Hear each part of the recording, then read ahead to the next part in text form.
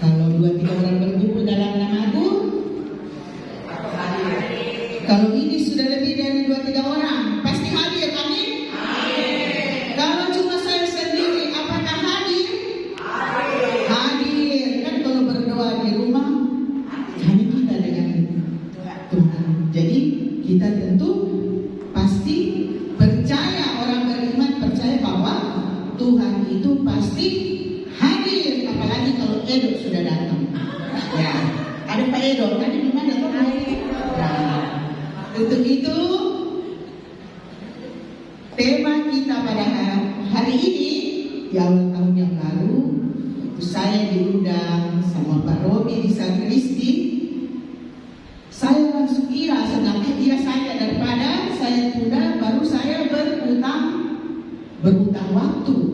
Kalau sudah beres, dan kalau saya ada di Makassar, kalau diminta tolong seperti kalau saya tolong tidak enak perasaan, lebih tidak tidur, lebih terima saja. Yang penting sudah dipersiapkan dan Roh Kudus yang menuntun kita. Untuk itu tema kita pada malam hari ini, tahun baru, hati yang baru. Untuk itu sebelum kita lanjut, kita baca bersama-sama ya. Ya. Ini ya. Markus 2:18 sampai 22.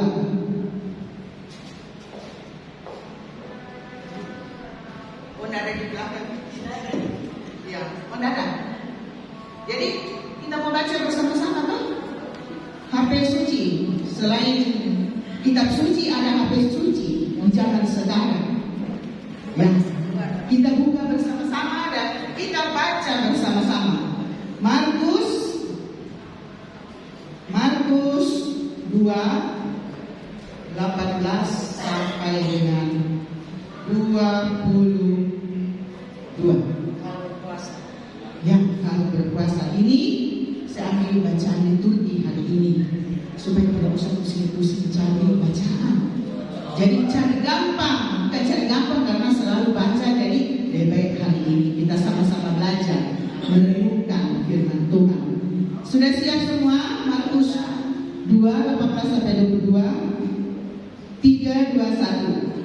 Pada suatu kali ketika murid-murid Yohanes dan orang-orang Farisi sedang berpuasa, datanglah orang-orang dan mengatakan kepada Yesus, "Mengapa murid-murid Yohanes dan murid-murid orang Farisi berpuasa, tetapi murid-muridmu tidak?" Jawab Yesus kepada mereka, "Dapatkah sahabat-sahabat mempelai laki-laki berpuasa sementara mempelai itu bersama mereka? Selama mempelai itu bersama mereka, mereka tidak dapat berpuasa. Akan datang harinya mempelai itu diambil dari mereka, dan pada hari itulah mereka akan berpuasa. Tidak seorang pun menambahkan secara kain yang belum susut pada baju yang tua. Karena jika demikian, kain penambal yang baru itu akan mencabik yang lama, lalu makin besarlah koyaknya. Demikian juga tidak seorang pun menuang anggur yang baru ke dalam kantong kulit yang lama. Karena jika demikian, anggur itu akan mengoyak kantong itu, sehingga anggur itu dan kantongnya dua-duanya terbuang. Namun anggur yang baru hendaknya disuang ke dalam kantong yang baru pula." Demikianlah Injil Tuhan. Waktu Pak Robi minta saya langsung duluan tiba di rumah. Saya belum sarapan karena bisa pagi ya Pak Robi. Bacaan apa ya hari tanggal ini? Dan setelah saya membaca, bagus sekali bacaannya hari ini. Langsung ya, mudah-mudahan semua kita yang orang percaya selalu minta Roh Kudus yang menuntun. Jadi saya langsung tahun baru saja, hati yang baru ya, karena ini tahun baru. Jadi sebelum kita lanjut, tahun baru ini kira-kira apa yang menjadi tujuan kita, apa yang menjadi impian kita di tahun yang baru ini? Kan saya sedang hati yang baru. Jadi sebelum kita lanjut, supaya bisa berbagi pengalaman, saya mau minta dulu tuh anak muda. Pinian, saya tahu Bob sudah punya tujuan di tahun baru 2025. Saya tahu dia punya target apa. Bisa mic-nya dikasih ke Pinian. Pasti Pinian sudah punya target kalau tahun baru dia mau apa. Betul Pinian? Kau sudah punya anak muda toh? Kira-kira apa targetmu di tahun yang baru ini? Dari hatimu, saya mau apa? Saya mau banyak uang kah? Saya mau dapat jodoh kah? Kira-kira apa targetmu di tahun yang baru ini? Apa yang ada di hatimu? Kau mau apa? Semua orang punya. Coba punya.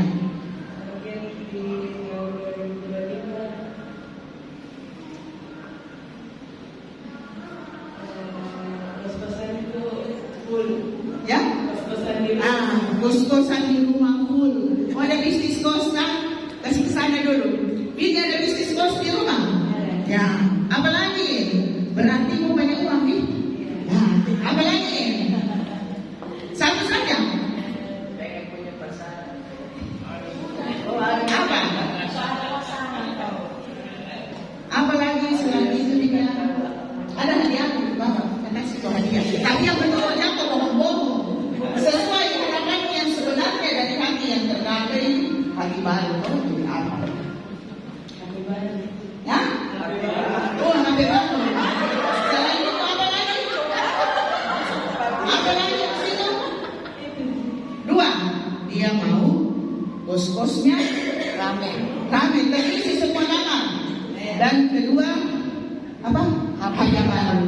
Tepuk tangan dulu. Ibu Yufi mau deh. Karena Ibu Yufi orang baru tuh. Kira-kira apa? Mungkin ternyata Ibu Yufi datang di PD Karismatik tahun baru nih. Karena baru tahun sampai baru. Tepuk tangan dulu untuk Ibu Yufi. Kira-kira Ibu Yufi apa targetnya Ibu Yufi di tahun yang baru ini? Pertama harus sehat dulu. Tepuk tangan.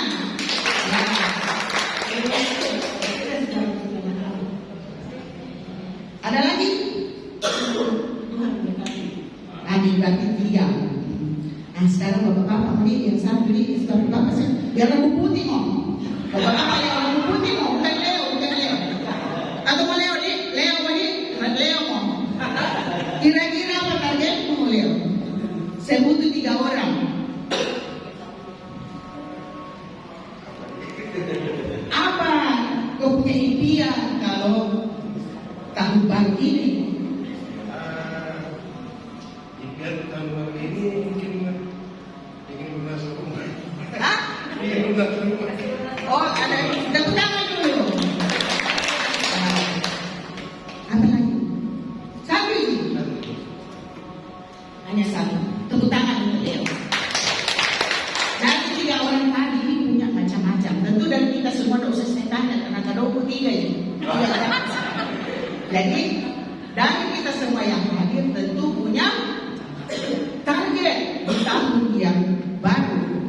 Seperti saya contohnya, Pak Rudi udah langsung saya kira saja, ya daripada saya tunda-tunda. Nah, itu termasuk target saya. Saya bersyukur Pak Rudi kok bisa undang saya di awal tahun yang baru ini untuk bukan orang kedua dan ketiga ya. Terima kasih Bu Erwin untuk koordinator PD Asisi ya. Jadi setiap kita punya target, punya impian sampai tidak pernah bermimpi. Ya, tadi saya di WA, tidak dapat jadi Bapak Suki. Dia kirim sama saya video, dia bilang kalau mau cepat dapat uang, dia mau ini video. Saya bilang, Pak Pin, saya punya rambut sudah putih, saya tidak mau lagi memikirkan untuk dapat doi kan orang nado toh. Saya tidak memikirkan lagi untuk saya bisa dapat doi. Karena yang saya butuhkan sekarang adalah saya mau banyak berdoa. Karena kalau tiba-tiba dipanggil sudah putih ini rambut, kita kan tidak tahu. Semua mau dipanggil, semua dipanggil. Bukan kita tidak butuh uang, semua butuh uang. Seperti contoh tadi, ada yang butuh lunas rumah, supaya bosnya dapat pakai baju movie, berkat dari Tuhan, salah satunya berkat dari Tuhan. Tentu kita semua mau untuk hidup yang lebih baik. Makanya coba kita sampaikan di samping kiri kanan, hatimu sudah baru. Ada di hatimu sudah baru. Nah, bahkan ke belakang, Pak. Hatimu sudah baru. Sudah baru kan? Sudah baru. Mau diperbaharui dulu ya? Tidak apa-apa. Jadi dalam bacaan tadi, Yesus mengatakan ada 3 perumpamaan. Pertama mengenai mempelai dengan hal berpuasa. Ya, tidak usah saya terangkan, tahu jadi pintar ini semua. Yang kedua, perumpamaan kain. Kain yang baru tidak mungkin ditambal ke kain yang lama. Tetapi saya pernah melakukan. Saya punya daster, saya tambal di rumah. Ya, ibu-ibu semua pernah menambal yang robek? Pernah. Kalau anak muda barangkali tidak ya. Pernah, tapi tidak bertahan lama. Hanya sementara. Tambah berat badan, tambah lebar, tambah robek di mana-mana. Akhirnya saya pernah begitu. Saya jengkel tiap kali ini robek, akhirnya jalan pintas saya gunting. Kalau sudah gunting saya tidak akan pakai lagi. Ya, jadi begitu perumpamaan kedua. Yang ketiga adalah perumpamaan mengenai anggur yang baru jangan ditaruh di kantong yang lama, karena ketika terjadi fermentasi hancur. Saya waktu Natal dikasih orang markisa di botol. Saya simpan di ruang tamu taruh, tiba-tiba meletus. Botolnya yang botol yang ukuran 300 ml begini. Langsung tutupnya terbang karena mungkin wadahnya tidak kuat menampung markisa. Jadi kira-kira seperti itu. Jadi dalam hal ini saya mengalir ke ayat yang ke-21, yaitu intinya adalah kantong yang baru diisi dengan anggur yang baru. Puasa boleh-boleh saja, tetapi puasa itu adalah sarana, ya, sarana untuk kita mendekatkan diri kepada Tuhan. Kalau kita berpuasa, terus semoga dapat saya punya kos bisa full terisi, saya bisa berkat dari Tuhan, bisa bayar rumah. Oke, yang penting ketika kita berpuasa, tujuan kita adalah untuk apa? Semua sesuai kehendak Tuhan. Oke, ya, pasti Tuhan akan memenuhi apa yang kita. Yang penting dari ketulusan hati kita. Nah, apa yang mengapa kita harus hidup baru di tahun yang baru? Kira-kira kenapa kita harus baru? Coba pinjam, coba teman-teman buka 2 Korintus 5 ayat 17. Coba ya. Kenapa kita harus hidup baru? Kuncinya ada di 2 Korintus 5 ayat yang ke-17. Siapa yang sudah dapat?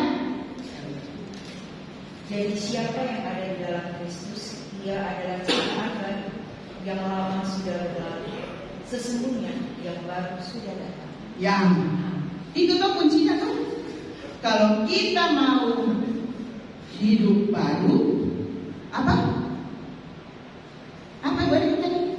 Yang lama sudah berlalu, sesungguhnya yang baru sudah datang. Ya. Jadi dikatakan sih, yang lama sudah berlalu. Tidak ada manusia yang sempurna. Tak ada yang sempurna. Apalagi lagunya? Kau tahu kau pasti itu? Kau tukang TikTok pasti kau tahu. Jalani hidup ini ya, semua yang terbaik. Tentu ada suatu proses. Tidak mungkin secepat itu. Tentu setiap apa yang kita lakukan ada proses, tidak secara instan langsung ada di depan matanya kita. sehat. Langsung ada itu hati, tentu ada proses. Prosesnya itu melalui apa? Melalui apa kira-kira? Hah? Doa. Relasi kita dengan Tuhan sangat penting. Ya, setidaknya seimbang. Apakah relasi saya dengan Tuhan? Kalau kita berelasi dengan Tuhan, seperti ada yang dikatakan firman, barang siapa juga di dalam aku di dalam Dia. Jadi kalau kita hidup di dalam Tuhan, saya balik belakang begini ya, saya begini. Ya, tidak bilang saya bisa rasa. Ya, kalau kita hidup di dalam Tuhan, ada kepekaan dari Roh Kudus. Ya, coba kita praktekkan, kalau rajin berdoa. Makanya saya selalu bilang pada orang, kalau orang sudah gosip, saya tidak tahu jam terbang doanya seperti apa. Karena tidak keren cerita. Kapan waktunya berdoa? Ya, jadi harus dibangun yaitu relasi dengan Tuhan. Kalau kita berelasi, ya setiap bangun tidur lah. Mau terserah, tapi paling bagus bangun tidur mengucap syukur dan berterima kasih ya Ibu Frida. Ya, jadi saya juga melalui proses dulu saya punya doa Bapak kami selama ini. Tetapi setelah saya mengikuti karismatik tahun 2000, saya belajar membangun relasi dengan Tuhan. Sampai kalau ada orang cari di rumah, suami kita jangan lama sekali itu. Tidak tahu apa itu berdoa lama sekali. Jangan kau tunggu titik yang apa kamu kasih. Seperti begitu, biasanya begitu. Jadi kalau kita membangun relasi dengan Tuhan, pasti Allah di dalam kita di dalam Allah. Seperti yang dikatakan tadi 2 Korintus 5 ayat 17. Jadi kita butuh apa? Kalau kita belum pernah berelasi dengan Tuhan, kira-kira kita butuh apa? Butuh apa? Kita butuh transformasi, bukan transstudio. Ya, ini butuh perubahan, transformasi, butuh perubahan untuk jam terbang berelasi dengan Tuhan semakin banyak. Jangan lebih banyak di transstudio mall daripada transformasi. Bagaimana? Bagaimana Pak Rodi? Contoh itu transstudio mall tiap bulan berapa kali Bu Frida di sana? Oh tidak Bu Frida. Yang tidak ada ini, kalau ada ini coba kita sudah menjadi mall. Ya. Jadi ketika kita mau memiliki hati yang baru, segala sesuatu dibentuk dari bagaimana tingkat relasi kita dengan Tuhan. Amin. Nah, tadi mengapa kita harus hidup yang baru? Kuncinya sudah ada jelas ya. Jadi harus tingkatkan kasih. Nah, setelah target saya mau berelasi dengan Tuhan, kira-kira apa yang saya harus lakukan? Mengapa saya harus hidup baru? Ya, Galatia 5 ayat yang ke-16. Coba baca Galatia 5 ayat. Coba deh Galatia 5 ayat yang ayat 18, 19, 20 saja. Maksudku ialah hiduplah oleh Roh, maka kamu tidak akan. Coba kasih ada dulu Berwi, Mike Berwi, terlalu halus, kamu baru saya kira besar di suara. Ya, Galatia 5 ayat 16. Maksudku ialah hiduplah oleh Roh, maka kamu tidak akan menuruti keinginan daging.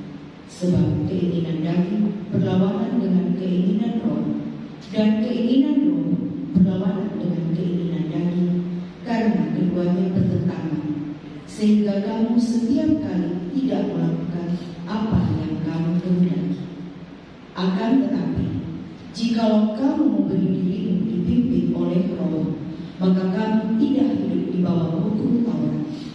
Perbuatan daging telah nyata, yaitu percabulan, kecemaran, hawa nafsu, penyembahan berhala, sihir, perseteruan, perselisihan, iri hati, amarah, kepentingan diri sendiri, percideraan, roh pemecah, kedengkian, kemabukan, pesta pora, dan sebagainya. 20 tahan dulu ya. Jadi yang Ibu Erni bacakan tadi adalah kalau kita hidup menurut daging, siapa yang tidak hidup menurut daging? Kita semua masih ada dagingnya, masih bernapas, ya pasti. Tapi kehidupan kita yang bisa mengalahkan kedagingan kita adalah siapa? Roh Kudus. Kalau relasi kita dengan Tuhan bisa rutinitas, maka kita bisa mengalahkan kedagingan kita itu. Siapa yang tidak pernah cemburu? Pernah cemburu? Sedangkan suami istri biasa cemburu. Pernah cemburu dan Pak Dodo? Ya, Pak Dodo pernah cemburu, apalagi Pak Dodo pasti pernah cemburu. Karena kalau saya keluar dari ini, kau telepon 10 kali. Lah kau sudah mana ya? Ya, kecemburuan, iri hati itu pasti ya. Itu di mana-mana di komunitas selalu ada, tidak bisa. Makanya kita selalu harus menyempurnakan diri, berelasi dengan Tuhan supaya kita bisa mengalahkan kecemburuan dan lain-lain sebagainya. Ya, oke? Ya, jadi ketika kita bisa mengalahkan kedagingan kita, pasti kita sudah upgrade lagi. Ya, jadi seperti ini. Yang itu tadi yang sudah biasa-biasa ya. Yang biasa kita yang halus-halus tapi jarang orang menggubris masalah itu. Menjadi batu sandungan. Ya, menjadi batu sandungan apa di sananya ada batu di sini ya? Dari paling dari dia jengkel dengan saya, dia paling membantu supaya ibu Vera datang ya. Jangan. Terkadang di komunitas kan seperti itu, batu sandungan. Batu sandungan itu kadang kamu contohnya, coba ibu sebelum ibu Heni, ini minggu sudah BR dengan timnya, minggu depan dia lagi, tidak ada orang lain juga. Biasanya seperti itu, ya. Tidak ada orang lain juga, kenapa itu terus? Ya, bagaimana Pak Dodo? Harus ganti-ganti. Jadi minggu depan kalau yang kecuali tidak ada orang bisa sekali. Tapi kalau yang setengah mati harus ada kader supaya kita tidak setengah mati dan tidak menjadi batu sandungan. Apalagi kira-kira yang biasa menjadi batu sandungan? Ya, apa kira-kira? Apa yang jadi aku paling tahu tuh? Batu sandungan. Mencela penampilan. Saya suka sekali tepuk tangan untuk dulu. Ini dirigen atau biasa dirigen. Pemasmur ini Ibu Bernadette. Saya kan TPK, jadi saya biasa lihat. Aduh, kalau dirigennya sudah pakai rompi ini tuh pastor punya mata tinggal begini betul. Betul, saya tidak enak karena kan ada dirigen yang pakai rompi. Itu sudah menjadi batu sandungan. Pastor sudah lupa itu khotbah. Apa ya? Jadi kalau kita juga coba kalau saya disini pakai rompi, pasti menjadi batu sandungan buat ini bapak-bapak. Saya menjadi batu sandungan. Dia tidak dengar firman-Nya, dia lihat saya punya penampilan, ya. Jadi hal-hal yang kecil begini. Tadi saya Yufi bawa pakai baju ini ke Yufi. Tidak apa-apa, yang perlu di paling depan kalau pastor.